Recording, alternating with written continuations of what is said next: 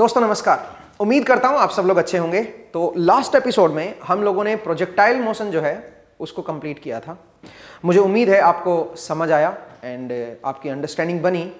उसके short notes, उसके formulas, उनको आप अलग से एक बार सीट बना लें, निकाल लें, ठीक है। और अगर आप कमेंट सेक्शन में मुझे बताओगे तो मैं आपके लिए वो अलग से फॉर्मूलाज निकाल के आपको एक लेक्चर में दे दूंगा, ठीक है। आज मैं एक नया टॉपिक पढ़ाने जा रहा हूँ, मतलब मोशन में ही है, हम 2D मोशन में ही रहेंगे, बट अब यहाँ पे कर्वी लीनियर मोशन में पढ़ाना चाह रहा हूँ। अब कर्वी लीनियर मोशन क्या होते हैं उनको हम देखेंगे, ठीक है। तो आज का जो टॉपिक है हमारा that is about curvy linear motion.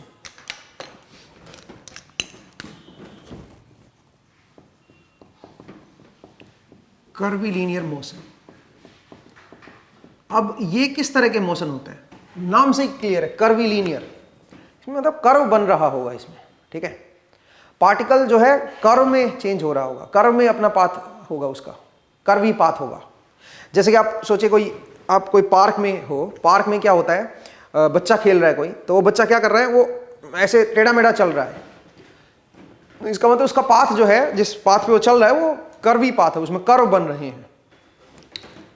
तो कर्वी लीनियर मोशन में क्या है, जैसे मान लीजिए मेरे पास ये कोई एक्स डायरेक्शन है और ये मेरे पास कोई वाई डायरेक्शन है।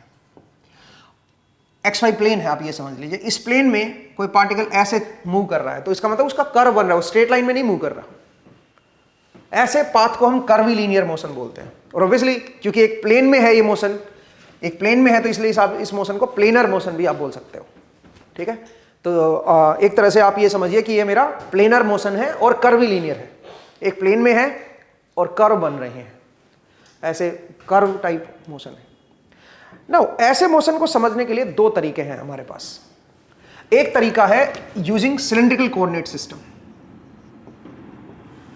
सिलेंड्रिकल कोऑर्डिनेट सिस्टम, आप सिलेंड्रिकल कोऑर्डिनेट सिस्टम से ऐसे को अंडरस्टैंड कर सकते हो। दूसरा जो है, एक और तरीका भी है।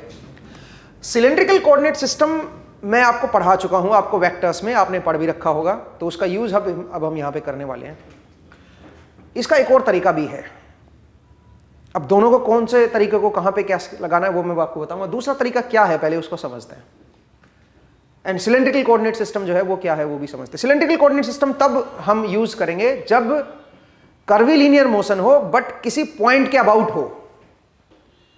उस पॉइंट से अगर हमें बताओ कि भाई रेडियस जो है या डिस्टेंस या पोजीशन जो है वो कैसे बदल रही है।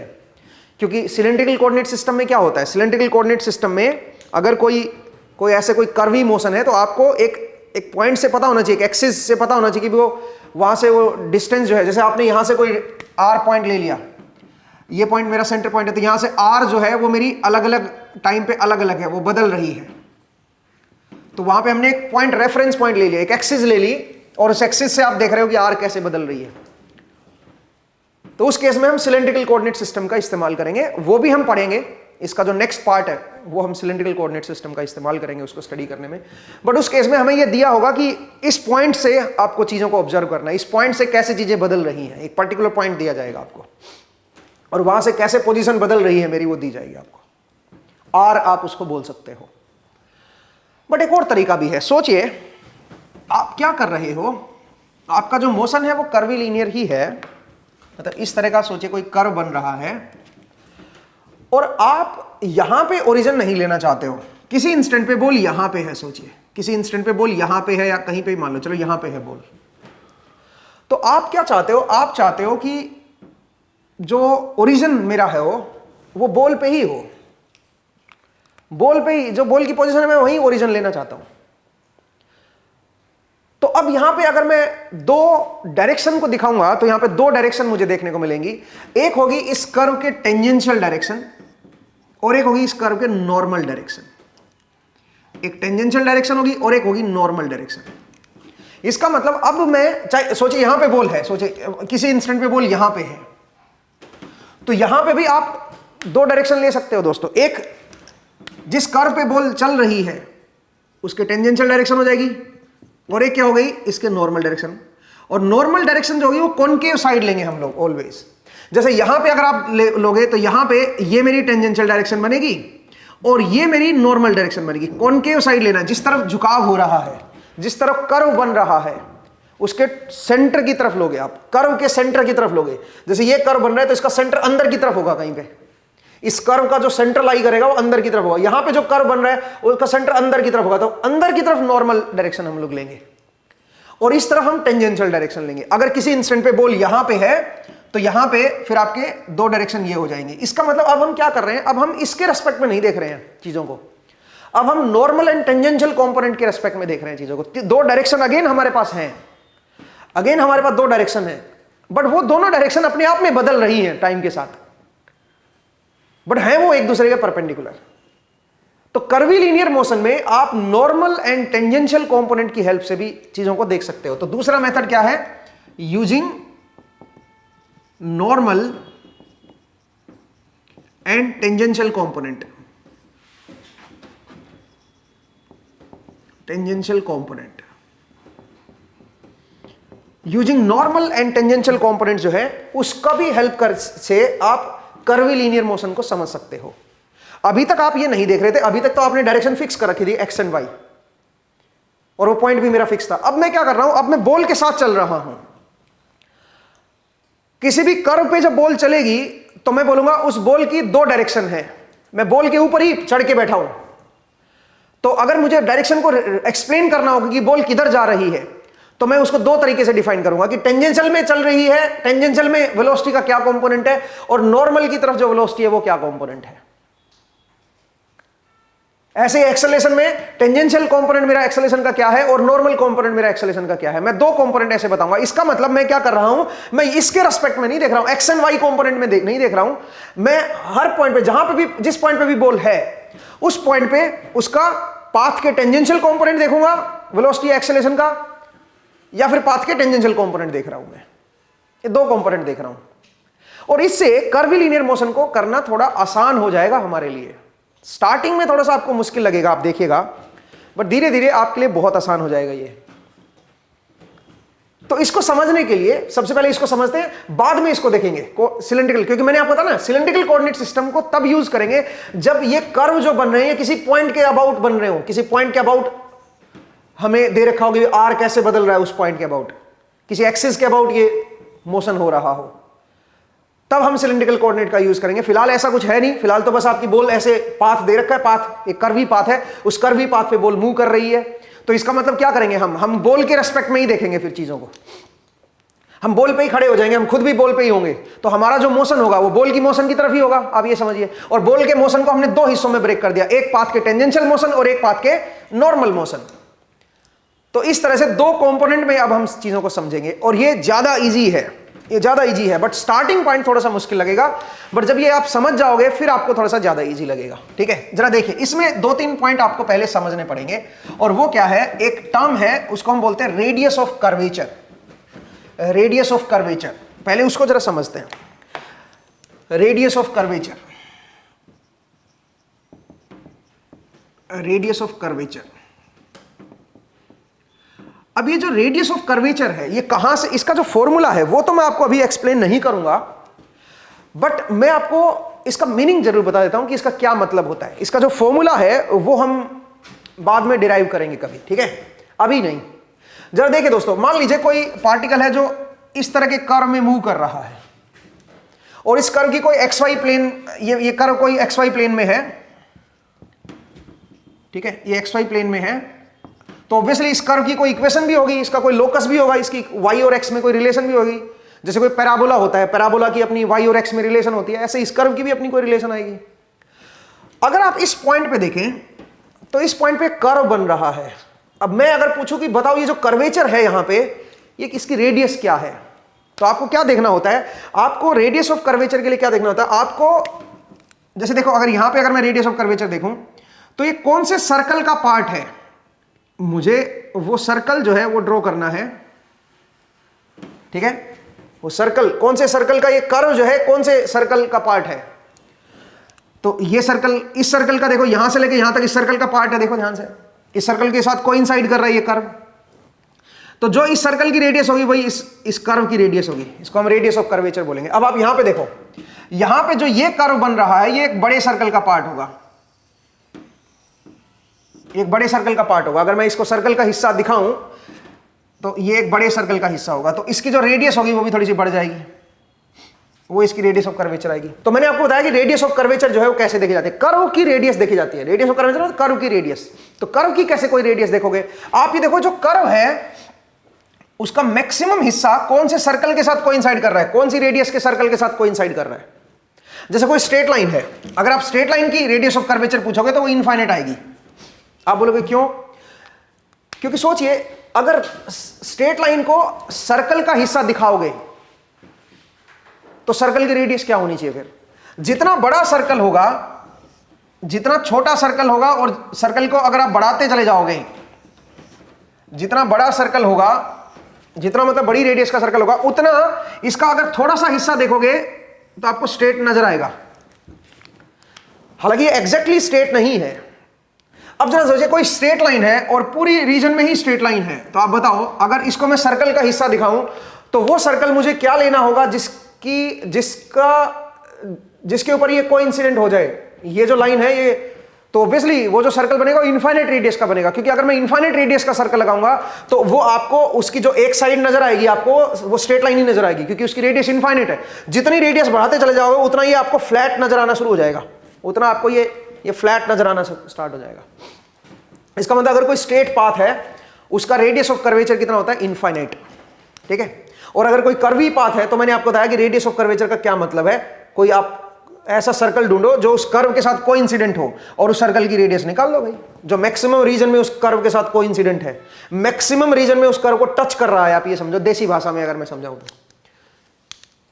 उस कर्व की जो, उस सर्कल की जो रेडियस होगी वही रेडियस ऑफ कर्वेचर होगी। अब ये लॉजिकली तो समझ आ गया, but the problem is mathematically निकालना उतना ही, मतलब थोड़ा सा इसको इतना आसान नहीं है।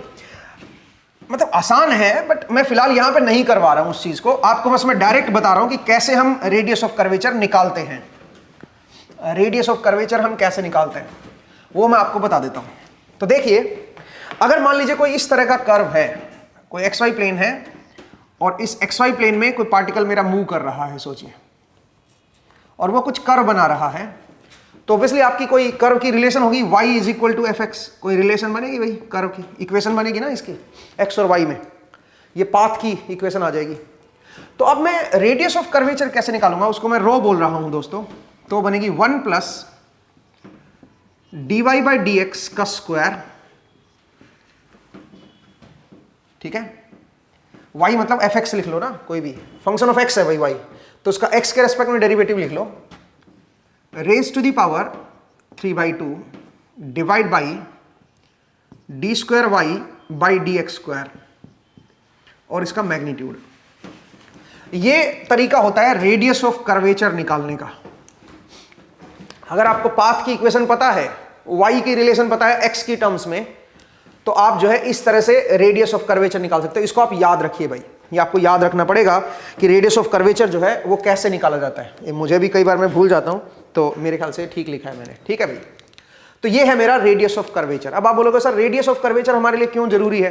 अलग अलग पॉइंट पे अलग अलग रेडियस ऑफ कर्वेचर होगी। जैसे कि देखो यहाँ पे अगर मैं बोलूं रेडियस ऑफ कर्वेचर क्या होगी, तो पहली बात तो रेडियस ऑफ कर्वेचर अंदर की तरफ आएगी, क्योंकि ये जो कर्व है उसका अगर आप सर्कल ड्रॉ करोगे तो वो जो सर्कल बनेगा वो अंदर की तरफ बनेगा, और अगर वो सर्कल जो मैक्सिमम रीजन को टच कर रहा है इस कर्व पे, उसकी रेडियस को अगर मैं देखूं तो वो यहां पे रो बनेगी। रो की वैल्यू ये निकालोगे, तो इस पॉइंट पे आप क्या कर सकते हो, इस पॉइंट पे आप ये निकाल सकते हो वो रेडियस ऑफ कर्वेचर। वो जिस भी पॉइंट पे आपको कर्व की रेडियस बतानी है, जैसे इस पॉइंट पे कर्व की रेडियस बतानी है, तो लॉजिकली तो ये वाली है, सर्कल ड्रॉ करके और ये देख लो, ठीक है, उससे रेडियस ऑफ कर्वेचर आ जाएगी। मैथमेटिकली इस तरह से निकालेंगे जिस भी पॉइंट पे निकालनी है।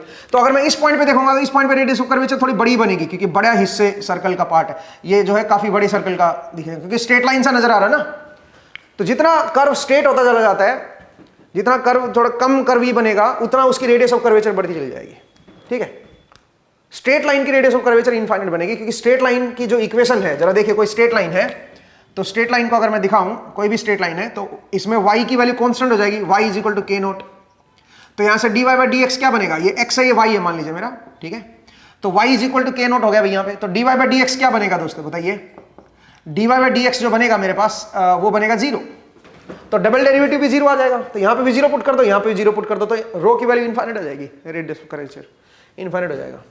तो मुझे उम्मीद है आपको समझ आया। ऐसे जरा देखिए कोई पैराबोला है, सोचिए, ठीक है, कोई अगर मैं पैराबोला की बात करूं तो y is equal to 4x², ऐसे मान लो कि इस तरह का मेरे पास कोई पैराबोला, ये x डायरेक्शन है, ये y है भाई, ये x एक्सिस है, ये y एक्सिस है, और y is equal to 4x² करोगे तो इस तरह का पैराबोला बनेगा, ठीक है। अब आप बताओ इसकी रेडियस ऑफ कर्वेचर किस पॉइंट पे, ओरिजिन पे निकालनी है, सोचिए, या किसी भी पॉइंट पे निकालनी हो, x इक्वल टू 1 पे बताओ क्या रेडियस ऑफ कर्वेचर होगी। यहाँ पे जो कर्व बन रहा है उसकी रेडियस क्या होगी, तो वो कैसे निकालोगे, पहले आप क्या करोगे, dy/dx निकाल लो, तो dy/dx क्या होगा 8x, फिर आप डबल डेरिवेटिव निकाल लो d²y/dx² and this will B 8। मुझे इसका मैग्नीट्यूड चाहिए, तो ये तो पॉजिटिव है ही, मैग्नीट्यूड लेने की जरूरत नहीं है, तो 8 ही आ जाएगा। तो आप बताओ अगर मैं ओरिजिन पे निकाल रहा हूं radius of curvature, rho naught अगर मैं निकाल दूं, ओ का मतलब ओरिजिन पे जो कर्व बन रहा है उसकी क्या रेडियस है, तो जो इसका जो सर्कल बनाएंगे कॉनकेव साइड बनाएंगे, अंदर की तरफ बनाएंगे सर्कल, ठीक है। हाँ, तो रेडियस ऑफ कर्वेचर क्या बनेगी दोस्तों, 1 प्लस dy/dx, dy/dx इज 8, तो 8x का क्या हो जाएगा, स्क्वायर हो जाएगा, और जो भी ये बनेगा इसकी पावर क्या हो जाएगी 3/2, डिवाइड बाई क्या कर दोगे इसका मैग्नीट्यूड, इसका मैग्नीट्यूड क्या है मेरे पास 8। अब x की वैल्यू क्या है यहाँ पे 0, अगर x की वैल्यू 0 है तो यहाँ पे 0 पुट कर दो, तो रो नोट जो बनेगा वो बनेगा 1/8, ये बन जाएगा मेरे पास radius of curvature at origin. अगर मैं x इक्वल टू 1 पे पूछता, ये जो पॉइंट है यहाँ पे x की वैल्यू 1 है और y की वैल्यू क्या है, y की वैल्यू है 4, इस पॉइंट पे अगर मैं रेडियस ऑफ कर्वेचर पूछता आपसे, तो यहाँ पे इसमें बस x की वैल्यू 1 पुट कर दो भाई, यहाँ पे जो कर्व है उसकी रेडियस थोड़ी बड़ी आएगी क्योंकि थोड़ा सा स्ट्रेट होता जा रहा है कर्व, ठीक है। तो इस तरह से आप रेडियस ऑफ कर्वेचर निकाल सकते हो। मुझे उम्मीद है आप जो है इसको याद रखोगे। मैंने इसको आप मीनिंग समझा दिया, ये कहां से आया ये मेरे लिए अभी फिलहाल इंपॉर्टेंट नहीं है, तो इसको आप थोड़ा सा ध्यान रखिएगा। आगे बढ़ते हैं, अब वापिस आते हैं अपने कर्वीलीनियर मोशन पे, ठीक है। तो मान लीजिए कोई आपका पार्टिकल है जो XY प्लेन में मूव कर रहा है, ठीक है, और किसी कर्व पे मूव कर रहा है, ये मेरी x एक्सिस है, ये मेरी मान लीजिए y एक्सिस है, ठीक है। डायरेक्शन बोल सकते हैं x डायरेक्शन है, y डायरेक्शन है। इसमें पार्टिकल मान लीजिए इस तरह मूव कर रहा है, मेरा कर्व में मूव कर रहा है, तो मैं क्या बोलूंगा, जो मेरा पार्टिकल है मैं उसी के रेफरेंस से चीजों को देखना चाह रहा हूं, तो वो बोलेगा मेरे पास तो यार 2 ही डायरेक्शन है। अगर मैं ओरिजिन को खुद ही उस पे मान लूं तो वो बोलेगा मेरे पास तो 2 ही डायरेक्शन है, मैं 2 डायरेक्शन में मूव कर रहा हूं, जो मेरा पाथ है मैं उसके टेंजेंशियल जा रहा हूं या फिर उस पाथ के नॉर्मल जा रहा हूं। अब नॉर्मल ध्यान से देखो, नॉर्मल कॉनकेव साइड होगा, याद रखिएगा।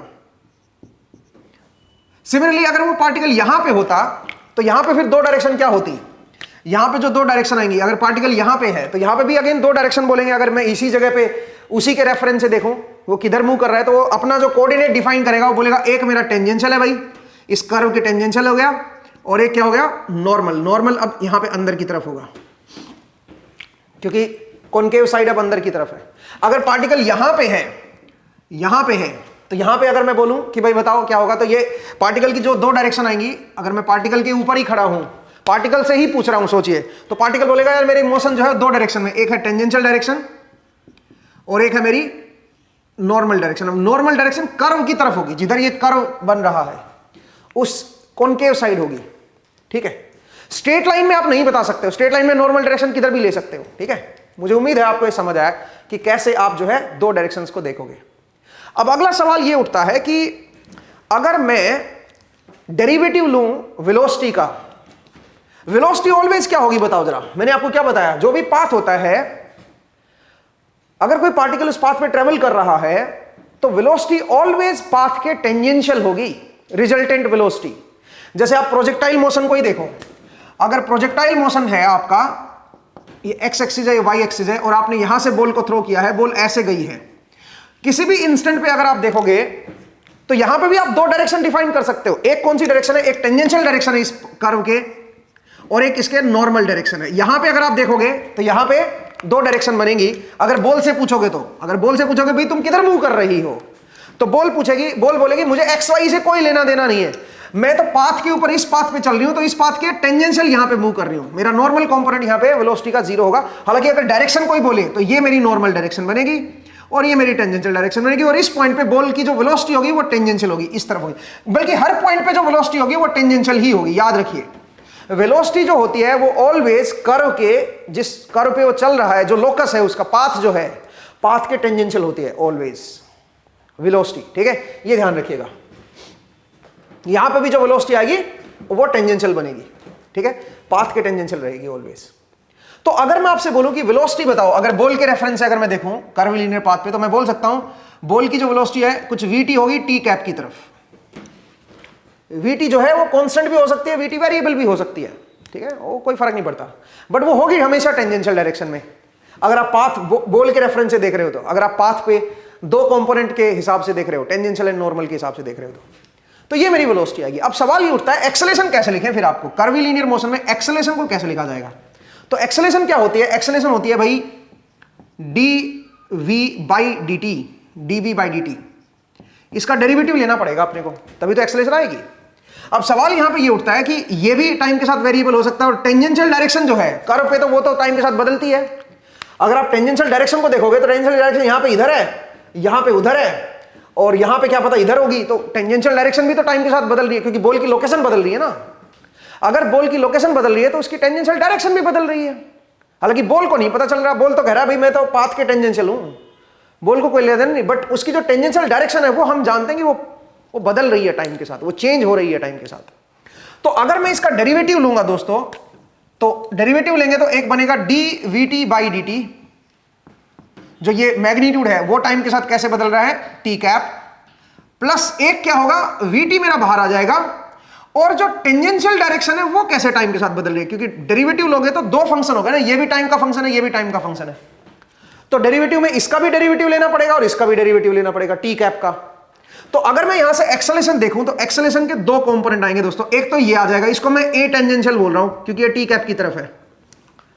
ये क्या होगा दोस्तों, ये बनेगा v टेंजेंशियल vt तो हमेशा ही टेंजेंशियल होता है भाई, तो इसको अलग से t लगाने की जरूरत नहीं है v पे, ठीक है, अलग से इस पे t लगाने की जरूरत नहीं है। हालांकि ये टाइम का फंक्शन हो सकता है भाई, तो इसका डेरिवेटिव जो है वो आपको लिखना है, t लगाने की जरूरत नहीं है इस पे v पे। क्यों नहीं t लगाने की, क्योंकि हमें पता है वेलोसिटी ऑलवेज क्या होती है, टेंजेंशियल रहती है, अलग से t क्यों लगा रहे हो फिर इसको। तो अगर इसका डेरिवेटिव लोगे दोस्तों तो एक तो dv/dt आएगा टी कैप की तरफ, और एक क्या आएगा v dt कैप/dt। तो ये जो है ये बन गया मेरा a टेंजेंशियल, क्योंकि ये टेंजेंशियल डायरेक्शन में है तो इसलिए मैंने at लगा दिया। और ये जो आएगा, अब ये देखते हैं यहां पे क्या बनेगा, ये देखते हैं v के साथ अब ये क्या आएगा, ठीक है, इसकी वैल्यू क्या बनेगी, ये अपने को निकालना है। तो हमें देखना पड़ेगा टेंजेंशियल डायरेक्शन का डेरिवेटिव क्या होता है, वो अब निकालना जरा सीखते हैं, और उसके बाद हम यहां पे एक्सेलेरेशन पे पहुंच जाएंगे।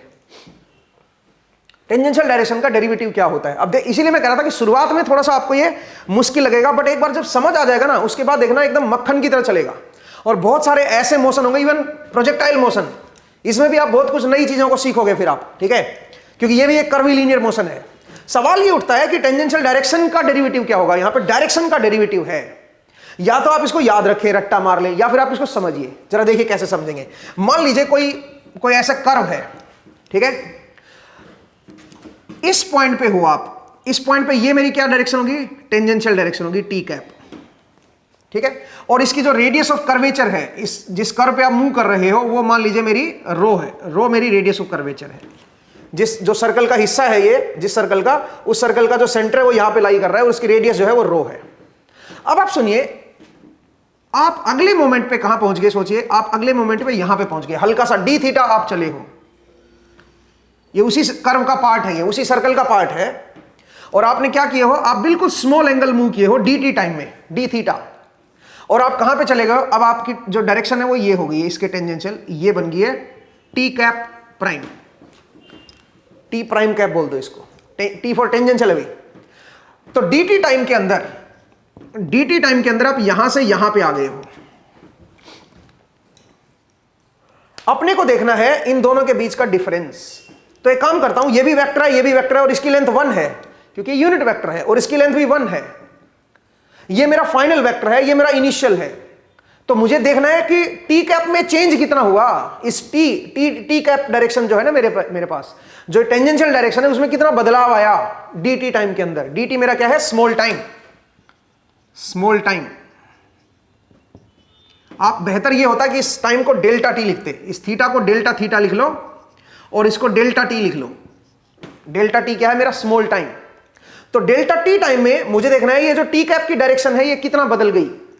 तो ये दोनों वेक्टर हैं और इनकी लेंथ 1 है। तो एक काम करता हूं मैं, ये जो वेक्टर है इसको मैं यहीं से ओरिजिनेट करा, दोनों को सरका देता हूं, एक ही पॉइंट पे दिखा देता हूं। तो ये जो टी वेक्टर था ये मैंने इधर दिखाया, टी कैप, जो इनिशियल मेरी डायरेक्शन थी, और डेल्टा टी टाइम के बाद ये जो वेक्टर है इसका जो पॉइंट है उसको यहीं पे दिखा देता हूं, मैं यहीं पे दिखा देता हूं इस तरह से। ये बन जाएगा मेरा टी कैप प्राइम। सही बात है। अब सवाल ये उठता है कि ये जो लेंथ है ये क्या है, क्योंकि ये मेरा फाइनल पोजीशन है, फाइनल वेक्टर है, ये मेरा इनिशियल था। अगर ये मेरे पास आ जाए तो मजे ना आ जाए। अब ये कैसे निकालेंगे भाई? इसकी लेंथ भी मेरी 1 है और इसकी लेंथ भी मेरी 1 है, और आप जानते हो कि इनमें जो डायरेक्शन में जो बदलाव आएगा, जो डायरेक्शन जो ये वेक्टर है और जो ये वेक्टर है, इनके बीच का जो एंगल होगा वो डेल्टा थीटा होगा, वो डेल्टा थीटा होगा, क्योंकि जितना एंगल यहां से चेंज हुआ है उतना ये यहां से बदलाव हो गया, क्योंकि ये हमेशा परपेंडिकुलर है इसके, इस रो के परपेंडिकुलर है, तो यहां पे भी इस रो के परपेंडिकुलर है ये। तो जितना ये रो घूमा है उतना ही ये टी प्राइम घूम गया है। इसका मतलब ये जो एंगल है ये मेरा डेल्टा थीटा है, और इसकी लेंथ है मेरी 1 और इसकी लेंथ भी मेरी 1 है, क्योंकि ये यूनिट वेक्टर है। तो ये लेंथ क्या बनेगी? ये लेंथ बनेगी 1 into delta theta, delta theta ही लेंथ बनेगी। जैसे वो आप सर्कल में नहीं मूव करते हो तो जो उसकी रेडियस होती है वो 1 रेडियस है, और आर्क लेंथ जो है वो, क्योंकि ये इतना छोटा एंगल है कि जो आर्क लेंथ है वो स्ट्रेट ही नजर आएगी आपको। ठीक है, तो आप ये कह सकते हो ये लेंथ मेरी 1 है और ये एंगल डेल्टा थीटा है, तो ये जो लेंथ आएगी ये क्या बनेगी? ये लेंथ बनेगी आर डेल्टा थीटा। तो आर की वैल्यू मेरी 1 है, ये डेल्टा थीटा हो गई है। तो ये मेरे पास ये लेंथ आ गई है, और ये किस डायरेक्शन में है दोस्तों? इसकी डायरेक्शन किधर है? इसकी डायरेक्शन है अंदर की तरफ, और अंदर की तरफ का मतलब कर्व के अंदर की तरफ है, अंदर की तरफ है, कर्व के अंदर। तो एन कैप की डायरेक्शन बनेगी भाई इसकी। ये एन कैप होता है ना अंदर की तरफ, नॉर्मल डायरेक्शन अंदर लेते हैं ना। तो यहां पे इस जगह पे आप दोनों वेक्टर को ले रहे हो ना, ये जो वेक्टर है इसको भी आप यहीं पे ले रहे हो, तो ये जो डायरेक्शन आएगी दोस्तों ये एन कैप की तरफ आएगी, इसके कर्वेचर के नॉर्मल की तरफ बनेगी, तो ये एन कैप बन जाएगा। तो अगर मैं यहां पे वेक्टर एडिशन लिखूं तो मैं बोल सकता हूं T cap prime is equal to, जो ये वाला वेक्टर है ये इन दोनों वेक्टर का सम है, T cap plus delta theta N cap. अगर मैं इन दोनों को सम कर दूं, this vector plus this vector कर दूं, तो ये टी कैप प्राइम आ जाएगा मेरे पास। अब एक काम करता हूं, इसको इधर ले आता हूं, तो T cap prime minus T prime is equal to delta theta N cap. अब दोनों तरफ क्या कर देता हूं, मैं डेल्टा टी से डिवाइड कर देता हूं। किसी को दिक्कत तो नहीं है? ये क्या है? ये change in T cap direction होगी divide by change in time, और यहां पे क्या है? Delta theta upon delta T. अब limit delta T tends to 0 लगा देता हूं इस पे, limit delta T tends to 0 लगा देता हूं, तो ये क्या बन जाएगा? ये आपका रेट ऑफ चेंज ऑफ क्या बन जाएगा? D T cap upon D T आ जाएगा, and this will be equal to D theta upon D T, D theta upon D T N cap. ये आ गया भाई। अब ये पता नहीं आप लोगों को कितना समझ आया, बट ये बड़ी इंटरेस्टिंग चीज है। अगर आपने समझ लिया इस चीज को तो मजे आ जाएंगे। ठीक है, तो ये बनेगा D theta upon D T N cap, इसका जो डेरिवेटिव है। और हम जानते हैं क्या कि यहां से यहां तक जो डिस्प्लेस हुआ है वो मान लीजिए ds डिस्प्लेस हुआ है या डेल्टा s डिस्प्लेस हुआ है। आर्क लेंथ जो है वो डेल्टा s है कर्व के ऊपर, डेल्टा t टाइम में ये डेल्टा s डिस्प्लेस हुआ है, तो डेल्टा s जो होगा वो होगा रो डेल्टा थीटा, ये होगा। और अगर मैं डेल्टा t से डिवाइड कर दूं बोथ साइड तो ऐसे हो जाएगा भाई। आप खुद सोचो ना, यहां से यहां पे गया है तो ये जो आर्क लेंथ है इसकी ये कितनी है?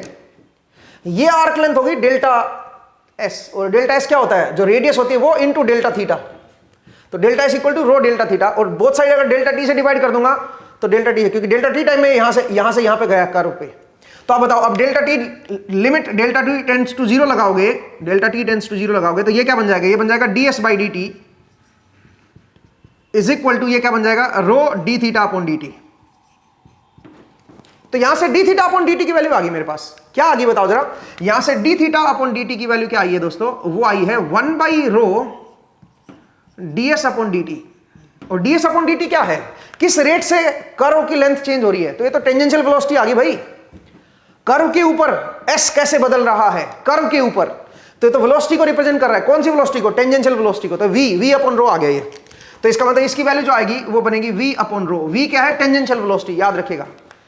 कर्व के ऊपर जो वेलोसिटी होती है वो टेंजेंशियल वेलोसिटी ही होती है, वो ऑलवेज टेंजेंशियल डायरेक्शन में ही होती है, और आप कर्व के ऊपर ही तो चल रहे हो। ठीक है, तो ds अपॉन डी टी जो होगा वो क्या होगा बताओ जरा? v upon rho.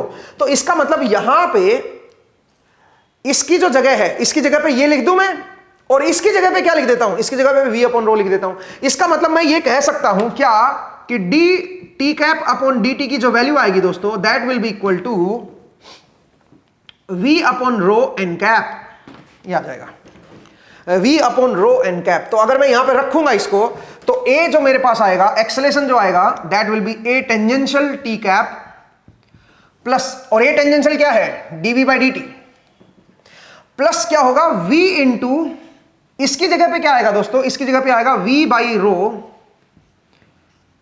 N cap. तो ये a नॉर्मल आ गया दोस्तों। तो यहां पे क्या आ गया, ये बन गया dv by dt tangential t cap, और ये क्या बन गया, ये बन गया v square by rho n cap. ये मेरे पास एक्सेलेरेशन आ जाएगी। इसका मतलब दो एक्सेलेरेशन होंगी, एक टेंजेंशियल एक्सेलेरेशन होगी और एक नॉर्मल एक्सेलेरेशन होगी। यहां पे ये मेरे पास एक्सेलेरेशन आ जाएगी दोस्तों।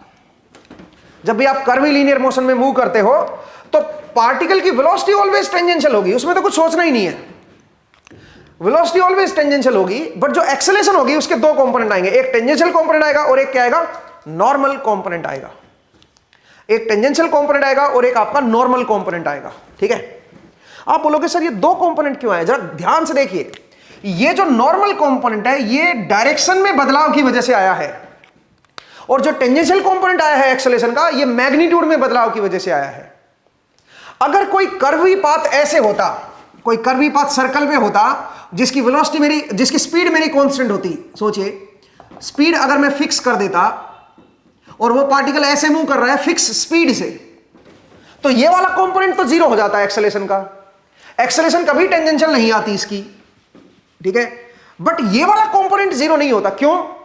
क्योंकि इसकी स्पीड जरूर कांस्टेंट है, बट इसकी जो वेलोसिटी है वो तो कांस्टेंट नहीं है ना भाई। अगर मैं स्पीड को v नोट के बराबर ले लूं तो इसकी जो वेलोसिटी आएगी वो v नोट आएगी, और वो टेंजेंशियल डायरेक्शन में होगी, ऑलवेज टेंजेंशियल डायरेक्शन में होगी। तो अगर मैं डेरिवेटिव लूंगा इसका तो एक्सेलेरेशन आएगी। तो यहां पे जो एक्सेलेरेशन मुझे देखने को मिलेगी, मैग्नीट्यूड का जो डेरिवेटिव आएगा वो तो जीरो है ना, क्योंकि स्पीड मेरी कांस्टेंट है।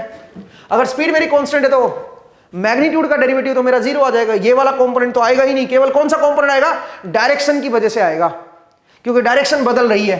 तो जब भी कोई कर्वी लीनियर मोशन होता है तो उस कर्वी लीनियर मोशन पे एक्सेलेरेशन दो चीजों की वजह से आती है। एक चीज तो वो जिसमें वेलोसिटी का मैग्नीट्यूड बदलता है टाइम के साथ, उसकी वजह से एक्सेलेरेशन बनती है, और एक उसकी जो डायरेक्शन बदल रही है, कर्व पे मूव कर रही है तो डायरेक्शन भी तो बदलेगी ना, डायरेक्शन की वजह से भी एक कंपोनेंट आता है जिसको हम नॉर्मल कंपोनेंट बोलते हैं। और नॉर्मल कंपोनेंट जो होता है वो होता है v square by row. v क्या होती है, टेंजेंशियल वेलोसिटी, और जो टेंजेंशियल कंपोनेंट होता है एक्सेलेरेशन का वो तो सीधा सीधा dv बाई dt ले लो, मतलब सीधा सीधा dv बाई dt ले लो। आप इस तरह से आप टेंजेंशियल कंपोनेंट करोगे। तो हमने अगेन दो डायरेक्शन डिफाइन किया यहां पे, दो रेफरेंस डायरेक्शन। पहले आप xy में देखते थे, अब आप xy में नहीं देख रहे हो, अब आपने दो डायरेक्शन डिफाइन कर दी, एक टी कैप और एक एन कैप। अब हम आगे जो भी बातचीत करेंगे वो टी कैप और एन कैप में ही करेंगे, ठीक है।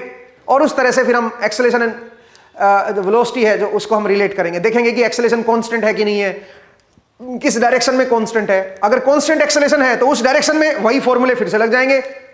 कांस्टेंट एक्सेलेरेशन वाली अगर आपको याद हो, v is equal to u plus a t, v square minus u square equal to 2s and s equal to u t plus half a t square. Same वही फॉर्मूले लग जाएंगे अगर मेरी एक्सेलेरेशन किसी पर्टिकुलर डायरेक्शन में constant है। तो जैसे टेंजेंशियल डायरेक्शन में मेरी एक्सेलेरेशन कांस्टेंट है, तो टेंजेंशियल डायरेक्शन में आप डिस्प्लेसमेंट निकाल सकते हो, आप वेलोसिटी निकाल सकते हो, फाइनल वेलोसिटी, इनिशियल वेलोसिटी, ठीक है। ये सब सारे वही फॉर्मूले लग जाएंगे, कुछ भी बदलाव नहीं है इसमें। तो चलिए वो जरा देखते हैं अब कि कैसे इसके ऊपर क्वेश्चंस बनेंगे और किस तरह से हम इसको सोल्व करेंगे। तो ये थोड़ा सा मैंने आपको बताया है। अभी दूसरा एक और मैं बता दूं आपको, यहां पे एक और चीज आपको याद रखनी है। क्या हमने पहले पढ़ा था, अगर आपको याद हो, ADS इक्वल टू VDV। अब ये रिलेशन यहां पे भी वैलिड है दोस्तों, ADS इक्वल टू VDV, जिससे हमने निकाला था v square minus u square equal to 2as, अगर आपको याद हो। ये रिलेशन यहां पे भी वैलिड होगी, बट यहां पे एक प्रॉब्लम है। यहां पे ये वेलोसिटी टेंजेंशियल कंपोनेंट होता है वेलोसिटी का केवल, और जो s होता है ये भी टेंजेंशियल ही होती है। s भी मेरी सरफेस पे ही तो चल रहे हो आप, तो इसलिए यहां पे ये जो रिलेशन बनेगी इसमें a टेंजेंशियल ds लिखेंगे दोस्तों, इज इक्वल टू VDV। तो इस रिलेशन को भी आप याद रखिए, ये रिलेशन भी यहां पे यूं की यूं लगेगी, बट कौन से कंपोनेंट पे लगेगी एक्सेलरेशन के? टेंजेंशियल कंपोनेंट पे लगेगी। आपको ये ध्यान रखना है, क्योंकि वेलोसिटी हमारी ये टेंजेंशियल है, तो आप ये भी इधर टेंजेंशियल ले रहे हो तो इधर भी टेंजेंशियल हो ना, सेम ही डायरेक्शन वाले कंपोनेंट होने चाहिए इस रिलेशन में। ये रिलेशन हम पहले पढ़े हैं, ठीक है, यही रिलेशन अब फिर से हमारी यूज होगी। ये जनरल रिलेशन है दोस्तों, इसमें एक्सेलरेशन कांस्टेंट हो या वेरिएबल उससे फर्क नहीं पड़ता, बट डायरेक्शन सेम रहनी चाहिए। जिस डायरेक्शन में वेलोसिटी ले रहे हो उसे, क्योंकि वेलोसिटी के पास केवल एक ही कंपोनेंट है टेंजेंशियल, तो यहां पे फिर ये टेंजेंशियल कंपोनेंट ही यूज होगा एक्सेलरेशन का। मुझे उम्मीद है आपको ये समझ आया आज का एपिसोड, और आज आपने ये डेरिवेशन सीखा कि अगर कर्वीलिनियर मोशन है तो उसमें हम दो डायरेक्शन जो देखते हैं, टेंजेंशियल एंड नॉर्मल डायरेक्शन, उन दोनों डायरेक्शन में वेलोसिटी को कैसे देखा जाता है और एक्सेलरेशन को कैसे देखा जाता है, रेडियस ऑफ कर्वेचर कैसे हम कैलकुलेट करते हैं, और जो ये रिलेशन है इसको आपने देखा। अगले एपिसोड में जब आपसे मुलाकात होगी दोस्तों, तो हम इसी की कॉन्टिन्यूटी में कुछ क्वेश्चंस को सोल्व करेंगे और देखेंगे कि कितना ये फायदेमंद है, और उसके बाद फिर हम प्रोजेक्टाइल मोशन पे वापस लौट के आएंगे, क्योंकि प्रोजेक्टाइल मोशन भी अपने आप में क्या है बताओ, कर्वीलिनियर मोशन है, ठीक है। तो आज के एपिसोड में इतना ही, नेक्स्ट एपिसोड में फिर से आपसे मुलाकात होगी। अपना ख्याल रखिए, पढ़ते रहिए, मुस्कुराते रहिए। नेक्स्ट टाइम मिलेंगे दोस्तों, थैंक यू।